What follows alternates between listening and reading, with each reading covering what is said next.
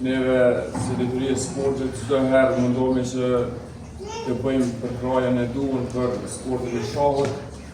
Ne po shpresoj që kampionati i ardhshëm apo kampionatet e ardhshme që do të ndodhin për këtë sport të ndodhin në ambiente ku është edhe shtëpia e vet këtij sporti, në mënyrë që të keni kushtet e juaja, adresën e juaj që të zhvilloni dhe kjo rini që po shoh sot të nxjerr shahes botëror dhe të përfaqësoj vendin tonë në mënyrë më të mirë.